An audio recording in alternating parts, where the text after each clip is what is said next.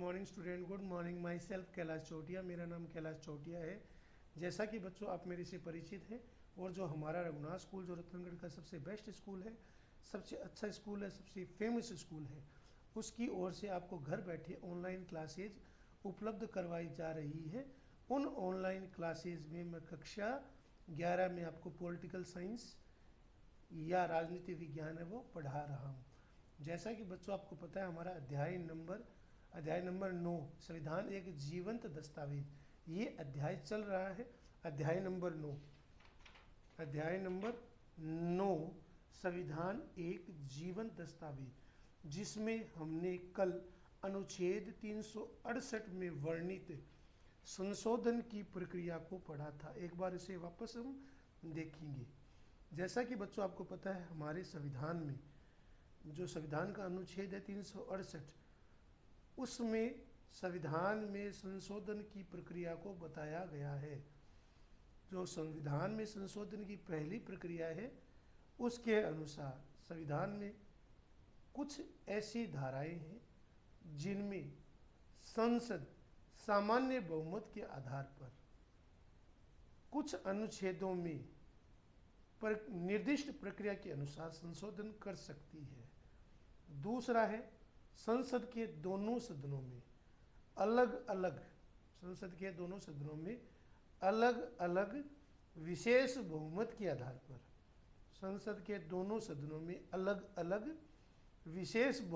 आधार पर अनुच्छेद 368 के अनुसार है वो संशोधन किया जा सकता है। तीसरा है, जो विशेष प्रक्रिया है जिसमें विशेष बहुमत के साथ साथ जो देश के आधे राज्य हैं, उन आधे राज्यों के विधानमंडल की उसमें स्वीकृति आवश्यक होती है। कुल राज्यों के जो आधी विधायिका हैं, या जो देश में जितने राज्य हैं, उन राज्यों के आधे राज्यों के विधानमंडल के द्वारा उसे स्वीकृति देनी आवश्यक है। ये तो बेटा मैंने आपको कल बता भी दिया था। इसके अतिरिक्त अनुच्छेद 2 में कहा गया है कि संसद विधि द्वारा, कानून द्वारा संघ में नए राज्यों को प्रवेश दे सकती है। इसके अनुसार संसद को कानून द्वारा भारतीय संघ में किसी पड़ोसी राज्य या किसी छोटे पड़ोसी देश को या नए राज्य को प्रवेश देने का अधिकार है। अनुच्छेद 3 क्या कहता है बेटा, कि संसद विधि द्वारा या कानून द्वारा किसी राज्य का क्षेत्रफल है वो बढ़ा भी सकती है। किसी राज्य का क्षेत्रफल बढ़ा सकती है। दो राज्य, यदि राज्य के विधानमंडल की स्वीकृति मिल जाती है तो एक राज्य से 2 राज्य वो बना सकती है। समय समय पर आपको पता है, भारत में क्षेत्रीय आधार पर या भाषा के आधार पर राज्यों के निर्माण की बात है वो चलती रही है। इसका परिणाम ये है कि आज हमारे देश में 28 राज्य हैं। 28 राज्य हैं, पहले 29 थे। आपको पता, जम्मू कश्मीर को अब राज्य का दर्जा नहीं है, वो केंद्र शासित प्रदेश है, यूटी, जिसे हम यूनियन टेरिटरी कहते हैं।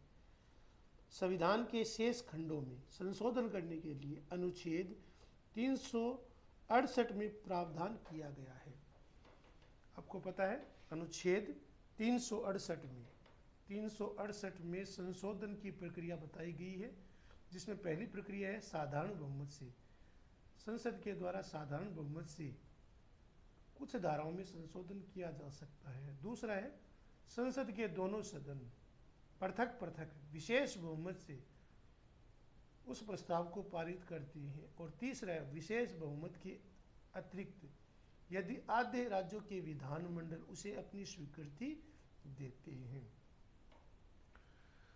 तो ये तरीके संविधान में सभी अनुच्छेदों पर एक समान रूप से लागू नहीं होते। एक तरीका क्या कहता है, संसद के दोनों सदन विशेष बहुमत द्वारा संशोधन करने की बात कही गई है। अनुच्छेद 368 के अनुसार जो संविधान में संशोधन करने का जो दूसरा तरीका है, आपको पता है संविधान में कुछ ऐसी धाराएं हैं जिनमें संशोधन के लिए विशेष प्रक्रिया अपनाई जाती है, जिसमें दोनों सदन, लोकसभा या राज्यसभा, पृथक पृथक रूप से विशेष बहुमत से यदि वो प्रस्ताव पारित कर देते हैं और संशोधन प्रस्ताव वो पारित हो जाता है तो संशोधन किया जा सकता है। दूसरा तरीका ज़्यादा कठोर है। इसमें संसद के, जिसमें संविधान में कुछ ऐसी धाराएं हैं जिसमें संसद के दोनों सदन पृथक पृथक रूप से विशेष बहुमत से उस प्रस्ताव को पारित करे और देश के जो राज्य हैं, कुल राज्य हैं, उन राज्यों के आधे विधानमंडल उसे अपनी स्वीकृति दे दे तो वह प्रस्ताव है वो माना जाता है। ध्यान दीजिए आप, संविधान संशोधन की प्रक्रिया आपको पता है, जैसा कि कहा गया है कि संसद में शुरू होती है। संसद को संविधान में संशोधन के अधिकार है वो दिया गया है, लेकिन आपको जैसा बताया गया है कि विशेष बहुमत के अलावा कुछ ऐसी धाराएं हैं जिसमें संशोधन के लिए राज्यों की सहमति है वो महत्वपूर्ण है।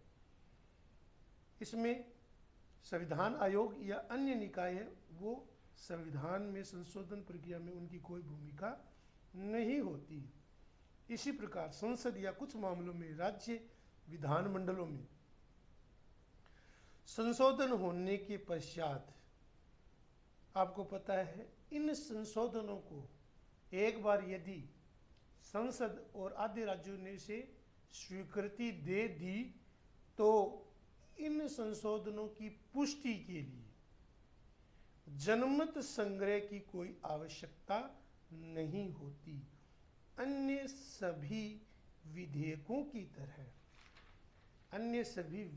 की तरह आपको पता है जो संविधान में संशोधन विधेयक है उसे भी राष्ट्रपति के अनुमोदन के लिए भेजा जाता है। तो संशोधन विधेयक को, संशोधन विधेयक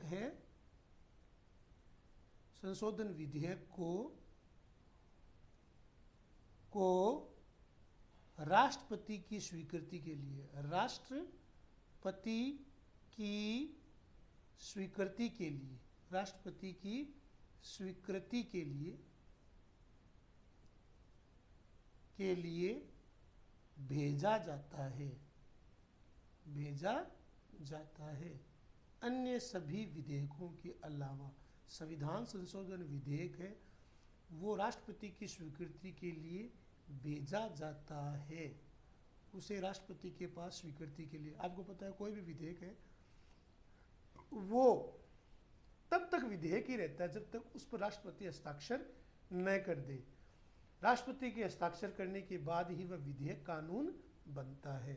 तो इसी प्रकार जो संविधान संशोधन विधेयक है, संविधान संशोधन विधेयक को भी अन्य विधेयकों के समान राष्ट्रपति की स्वीकृति के लिए भेजा जाता है। लेकिन इस मामले में अन्य विधेयकों को तो राष्ट्रपति पुनर्विचार के लिए लौटा सकता है, लेकिन संविधान संशोधन विधेयक को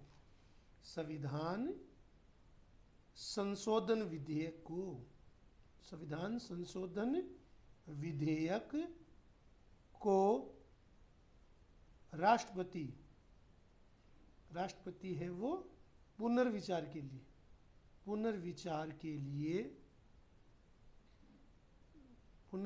के लिए नहीं लौटा सकता है। तो संशोधन विधेयक को भी राष्ट्रपति के अनुमोदन के लिए भेजा जाता है, परंतु जहां अन्य विधेयकों को राष्ट्रपति पुनर्विचार के लिए संसद को लौटा सकता है, लेकिन संविधान संशोधन के मामले में राष्ट्रपति को पुनर्विचार का अधिकार नहीं। इन बातों से पता चलता है कि संशोधन की प्रक्रिया कितनी कठोर और जटिल है। संशोधन की प्रक्रिया है वो भारत में बहुत कठोर और जटिल है। हमारे संविधान में इन जटिलता से बचा गया है, हमारे संविधान में इन जटिलताओं से बचा गया है। तो आपको देख सकते हो कि संविधान में संशोधन की प्रक्रिया कितनी कठोर है, कितनी जटिल है, और हमारे संविधान में इन जटिलताओं से बचा गया है। इनसे बचने की कोशिश की गई है।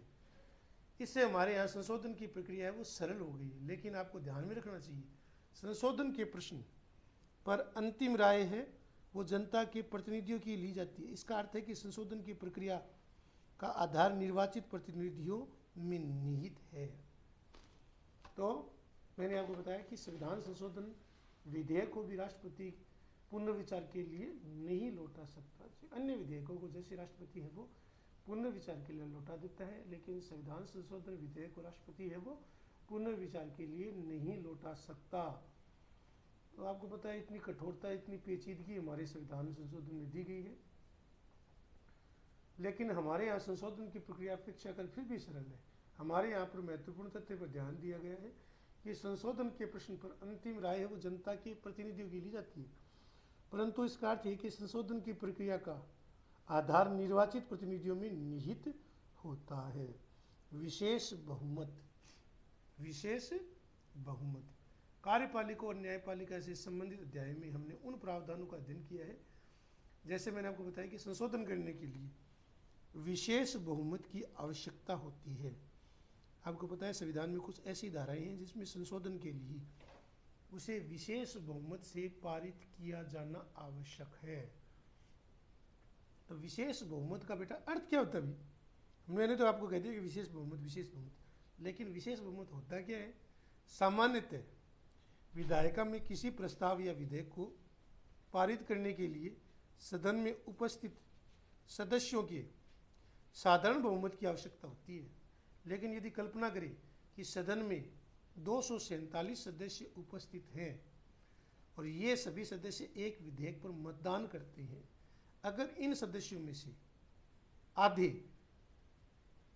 यानी आधे से यदि कम से कम आधे यानी 124, क्योंकि 247 का आधा 124 हुआ, 124 सदस्य उस विधेयक के पक्ष में मतदान करते हैं तो विधेयक को पारित माना जाता है। यानी कि बहुमत की आवश्यकता होती है, विशेष बहुमत या विशेष बहुमत की आवश्यकता होती है। कल्पना करें कि सदन में 247 सदस्य हैं, ये सभी सदस्य किसी विधेयक के पक्ष में मतदान करते हैं या विधेयक पर मतदान करते हैं, लेकिन यदि इनमें से कम यदि 124 सदस्यों का उस विधेयक पर समर्थन नहीं होगा तब तक वे विधेयक को पारित नहीं माना जाएगा।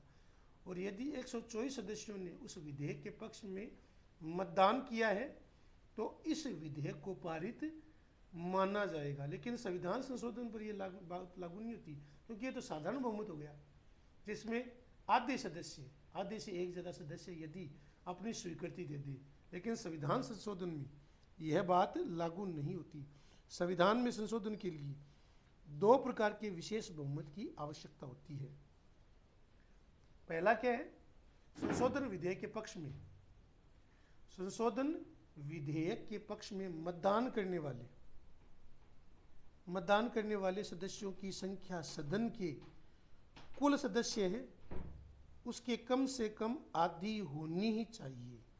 संशोधन विधेयक के पक्ष में जो मतदान करने वाले जो सदस्य हैं, संशोधन विधेयक के पक्ष में जो मतदान करना चाहते हैं, उन मतदान करने वाले सदस्यों की संख्या सदन के कुल सदस्यों की संख्या की कम से कम आधी होनी चाहिए। दूसरा, संशोधन का समर्थन करने वाले सदस्यों की संख्या मतदान में भाग लेने वाले सभी सदस्यों के 2/3 होनी चाहिए। तो आधे सदस्य हैं, ये तो साधारण बहुमत हो गया। और यदि 2/3 सदस्य उपस्थित और मतदान में करने वाले 2/3 सदस्य हैं, उसमें 2/3 उनकी सदस्य संख्या होनी चाहिए। संशोधन विधेयक को सदन के दोनों या संसद के दोनों सदनों में स्वतंत्र रूप से पारित करने की आवश्यकता होती है, यानी लोकसभा और राज्यसभा में पृथक पृथक रूप से विशेष बहुमत से उसे पारित किया जाना आवश्यक है। इसके लिए संयुक्त सत्र बुलाने का प्रावधान नहीं है, क्योंकि संयुक्त सत्र में निर्णय वो बहुमत के आधार पर होता है। कोई भी संशोधन विधेयक विशेष बहुमत के बिना पारित नहीं हो सकता। कोई भी संशोधन विधेयक वो विशेष बहुमत के बिना, यानी कि उपस्थित और मतदान में भाग लेने वाले जिन्होंने मतदान में भाग लिया है उनका 2/3 बहुमत होना आवश्यक है। तो विशेष बहुमत की आवश्यकता क्यों है? भी आपको पता है लोकसभा में हमारे 545 सदस्य हैं, इसमें 543 निर्वाचित होते हैं और 2 मनोनीत होते हैं। और किसी भी विधेयक को समर्थन देने के लिए, साधारण विधेयक को समर्थन देने के लिए 273 सदस्यों की आवश्यकता होती है। लेकिन यदि मतदान के समय 300 सदस्य मौजूद हो तो विधेयक पारित करने के लिए 273 सदस्यों की समर्थन की आवश्यकता होगी। लेकिन यदि कल्पना करें कि लोकसभा में 400 सदस्यों ने किसी विधेयक पर होने वाले मतदान में भाग लिया तो इस विधेयक को पारित करने के लिए कितने सदस्यों की समर्थन की आवश्यकता होगी? आप अनुमान लगाओ बेटा। इसके अलावा संसद के संविधान संशोधन विधेयक को संसद के दोनों सदनों में विशेष बहुमत के साथ स्वतंत्र रूप से पारित किया जाना आवश्यक है। तब तक उसे पारित नहीं माना जा सकता। सत्तारूढ़ दल काफी कम बहुमत और विपक्ष के विरोध के बावजूद बजट या अपनी पसंद का विधेयक वो आसानी से पारित करा सकता है। लेकिन अगर यह दल संविधान में संशोधन करना चाहे तो उसे बहुत मुश्किल होती है, तो उसे कुछ विपक्षी दलों का विश्वास में लेना ही होगा। इस तरह संशोधन प्रक्रिया की बुनियादी भावना यह है कि उसमें राजनीतिक दलों और सांसदों की व्यापक भागीदारी होनी चाहिए। तो मैंने साधारण बहुमत के बारे में बताया था कि 545 सदस्य जैसे आपको पता है लोकसभा में, तो साधारण बहुमत के लिए कितनी आवश्यकता होती है? 273 सदस्यों की। लेकिन विशेष बहुमत के लिए क्या 273 सदस्यों की आवश्यकता होती है?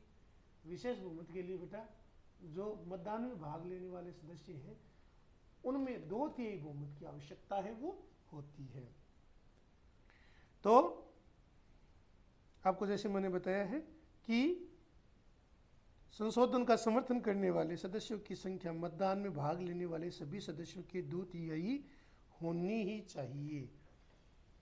संशोधन के समर्थन करने वाले सदस्यों की संख्या मतदान में भाग लेने वाले, मतदान में कितने लोगों ने भाग लिया है, उन भाग लेने वाले सभी सदस्यों की 2/3 तो होनी चाहिए।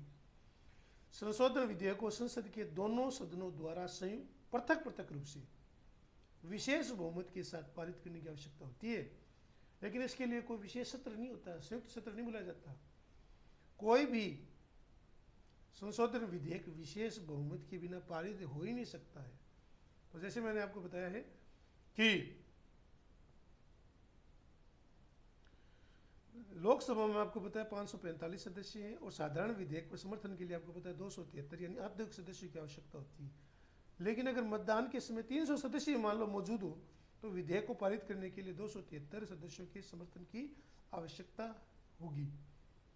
लेकिन यदि कल्पना करें कि लोकसभा में 400 सदस्यों ने किसी विधेयक में होने वाले मतदान में भाग लिया तो इस विधेयक को पारित करने के लिए कितने सदस्यों की आवश्यकता होगी? तो मैंने आपको जैसे बताया कि 2/3 बहुमत की उसमें आवश्यकता होती है। इसके अलावा संशोधन विधेयक को संसद के दोनों सदनों द्वारा विशेष बहुमत के साथ साथ इसे पृथक रूप से पारित किया जाना आवश्यक है। इसके लिए संयुक्त सत्र का कोई प्रावधान नहीं है। जब तक प्रस्तावित विधेयक पर पर्याप्त सहमति नहीं बन जाए तब तक उसे पारित नहीं किया जा सकता। सत्तारूढ़ दल चाहे आपको पता है कितना ही कमजोर हो, काफी कम बहुमत हो और विपक्ष का घोर विरोध के बावजूद भी जो सत्तारूढ़ दल होता है वो अपना बजट अनुदान मांगे या अपने पसंद का विधेयक तो पारित करा सकता है। लेकिन ये बात संविधान संशोधन विधेयक पर क्या लागू होती है? बिल्कुल नहीं लागू होती। लेकिन अगर यह दल संविधान में संशोधन करना चाहे तो उसे विपक्ष में कम से कम कुछ विपक्षी दलों के समर्थन की आवश्यकता होती है। इस तरह संशोधन प्रक्रिया के पीछे बुनियादी भावना क्या है कि उसमें राजनीतिक दलों और सांसदों की व्यापक भागीदारी होनी चाहिए। जो लोग इस संविधान से असंतुष्ट हैं, डॉक्टर बाबा साहब भीमराव अम्बेडकर ने कहा, उन्हें केवल 2/3 बहुमत प्राप्त करना है और वे इतना भी प्राप्त नहीं कर सकते तो यह नहीं समझा जा सकता है जनसाधारण उनके असंतोष में उनका साथ दे रहा है। यहाँ गौर करने वाली बात है कि डॉक्टर अम्बेडकर सिर्फ संसदीय बहुमत की बात नहीं करते, वे जनता की राय का उल्लेख भी करते हैं। इससे पता चलता है कि बहुमत की धारणा के पीछे जनमत की भावना काम करती है, क्योंकि बहुमत के पीछे जनमत होता है।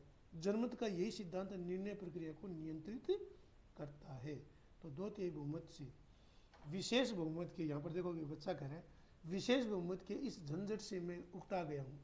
इसके लिए हमेशा ही बड़ा भारी जोड़ घटाव करना पड़ता है। भाई ये राजनीति विज्ञान है या गणित है, ये बच्चा कह रहा है। तो विशेष बहुमत है वो जल्दी से बेटा बच्चों के समझ में नहीं आता है। तो इसे आपको मैं पुनः पुनः बार बार आपको समझाता जाऊंगा कि विशेष बहुमत का अर्थ होता है कि यदि लोकसभा में जितने सदस्य उपस्थित होते हैं तो उसका विशेष बहुमत, लोकसभा में कितने सदस्य उपस्थित होते हैं उनका विशेष बहुमत है या 2/3 बहुमत है, वो माना जाता है। तो आपको बताया मैंने आज संविधान के अनुच्छेद 368 के अनुसार हमारे संविधान में संशोधन की 3 प्रक्रिया है। साधारण बहुमत से, वो तो बिल्कुल साधारण, आप समझ में होंगे। विशेष बहुमत से, और विशेष बहुमत के साथ साथ आधे राज्यों के विधानमंडलों की स्वीकृति के द्वारा। ये संविधान में 3 प्रक्रिया है संशोधन की। अनुच्छेद 368 में इसका वर्णन किया गया है। और संशोधन विधेयक को राष्ट्रपति के द्वारा स्वीकृति के लिए भेजा जाता है, जिसमें राष्ट्रपति पुनर्विचार है वो नहीं कर सकता। इसलिए हमारे संविधान में इन जटिलताओं से बचा गया है। हमारे यहाँ संशोधन की प्रक्रिया को अपेक्षाकृत सरल हो गई है, लेकिन ये ध्यान देखना होगा कि संशोधन के प्रश्न पर अंतिम राय जनता के प्रतिनिधियों की होती है। इसका मतलब ये कि संशोधन की प्रक्रिया का आधार निर्वाचित प्रतिनिधि और संसदीय संप्रभुता रखा गया है। तो मैंने आपको विशेष बहुमत होता क्या है इसके बारे में बताया है आपको, कि विधायिका में किसी प्रस्ताव या विधेयक को पारित करने के लिए सदन में उपस्थित सदस्यों के साधारण बहुमत की आवश्यकता होती है। लेकिन कल्पना करें कि सदन में 247 उपस्थित सदस्य हैं। ये सभी सदस्य एक विशेष विधेयक पर मतदान करते हैं, तो इस विधेयक को पारित माना जाएगा। लेकिन संविधान संशोधन विधेयक पर यह बात लागू नहीं होती। उसके लिए संविधान में संशोधन करने के लिए 2 प्रकार के विशेष बहुमत की आवश्यकता होती है। कौन से बहुमत होते हैं? सबसे पहले संशोधन विधेयक के पक्ष में मतदान करने वाले सदस्यों की संख्या सदन के कुल सदस्यों की संख्या की कम से कम आधी होनी चाहिए। संशोधन विधेयक के पक्ष में मतदान करने वाले सदस्यों की संख्या है वो कुल लोकसभा या राज्यसभा के सदस्यों की कुल संख्या के आधी तो होनी ही चाहिए। और दूसरे, संशोधन का समर्थन करने वाले सदस्यों की संख्या मतदान में भाग लेने वाले सदस्यों की 2/3 होनी चाहिए। तो संशोधन विधेयक को संसद के दोनों सदनों द्वारा स्वतंत्र रूप से पारित करने की आवश्यकता होती है। तो बेटा इसको आपको लिखना है, याद करना, ये आपका होमवर्क है। धन्यवाद।